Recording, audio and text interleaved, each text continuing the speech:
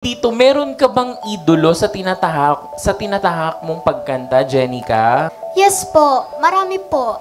Pero sa lahat po na yun, ang pinaka-idol ko po is si Charis Pempeng ko po ever since. Wow, talaga nga naman kasi napakagaling talaga ni Charis, no? Apo. 'Di ba? And meron bang isang experience na hindi mo makakalimutan sa pagsali sa isang singing contest? Yes po.